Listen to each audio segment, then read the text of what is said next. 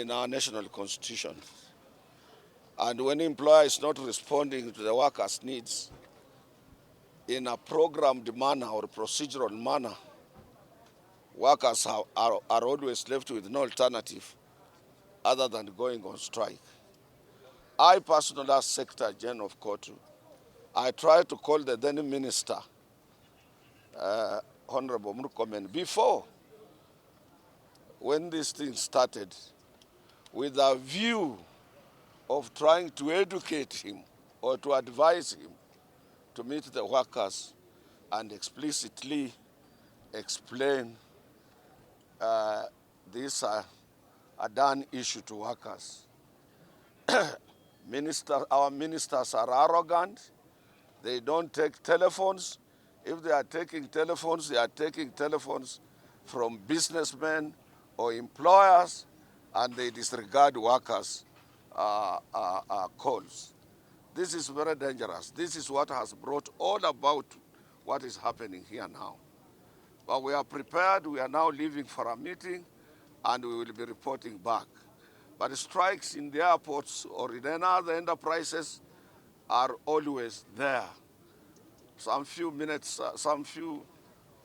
days ago, I was in one of the international countries, and all airlines workers were on strike, and the delays were, as usual, witnessed and so on. And we are urging our members to remain firm, to remain strong. They have our support. Yes. Yes. Until we report back on this particular issue. This was a very, very simple matter where the assurance to workers in writing that our members will lose no jobs and their jobs will remain protected by both government and as it is required by law. And that assurance alone, we wouldn't have been to where we are. But a lot of arrogance. The Adani issue is as if it is exclusive to management alone and government, and we cannot allow that. We are part and parcel of employment arrangements and workers' arrangements in every sphere of our life. And I have explained to government that the mistake was from the ministry and those people who are handling this particular issue. We wouldn't have been where we are today if they would have convened earlier meeting with all concerned parties. They always say stakeholders. A worker is a stakeholder number one, and nobody holds a stake for a worker because our stake is owned by a worker. So they would have had a meeting with the workers' organization, which is well-led, has proper leadership, structures, and agreed, explained to workers. Somebody would have made presentation to workers. It is in our interest to have a modern airport. It is in our interest to have a second or a third runway here. We have been saying, we have been proposing to government that this airport is a cake airport. Wilson Airport should move here and we build a modern airport. More than 60 years of independence, we shouldn't be having this old cake airport in this Republic of Kenya. And most of what have been government's priorities are always misplaced.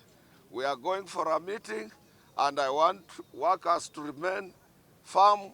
We will be coming back to report after our meeting on the way forward. Sinsawa? Yes. But at this meeting, you have been satisfied by the authority. Is there any initiative than what is going on now? If you know what initiative is, initiative. What is going on is a serious initiative. So it is coming from us, and what is happening has prompted everybody to require for a meeting. Both of us, we want a meeting. Our social partners want a meeting, and we'll be able to meet. And once we have convened a meeting, our work is to sit on the table and effectively negotiate in the best interest of our members. SG, this is not the first meeting when you're heading to. Do not yet see the deal. will you agree to end the strike, and will KAU agree to end the strike without seeing the document between Kenya and Adani? The Central Organization of Trade Unions is the supreme trade union body of federation in this country. Have you seen me in those meetings? In these countries, we are how many people who have a say in this country? How many people do you know that have a say and a stake in this country?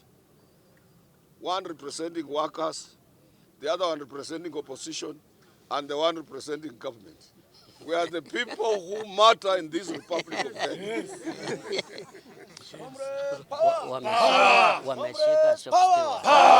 Wameshika shop stewards yetu, polisi wanatuharass. Release wale shop stewards wameshikwa immediately. Yes. Yeah. That is going to be one of the conditions. The documents we haven't yet met. I haven't even seen the documents. This is the first time I'm going to see the documents.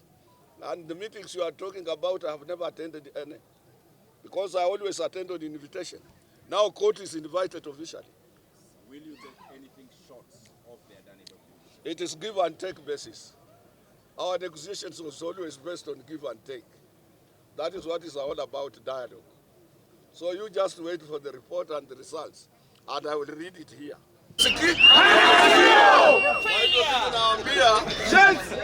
Mngoje, tunaenda kwa mkutano na msimame hivyo. Sema ya kwamba wale shop stewards wameshikwa, waachiliwe.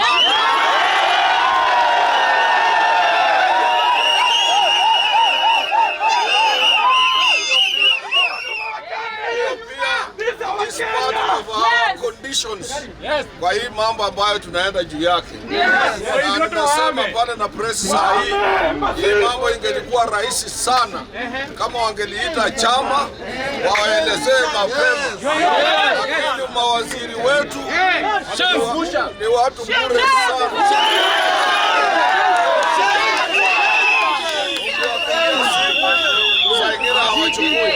Lakini kitu wanataka wajue katika nchi hii, waambie baba, wafanyikazi ni part and parcel of the system. The state is owned by workers. You cannot say you have consulted other stakeholders when the owners of the stake have not been consulted. Tupatie muda kidogo. You people have prompted this meeting. And the meeting is yours. Tupatie madaka machache. We will be coming back here after a few minutes or more minutes.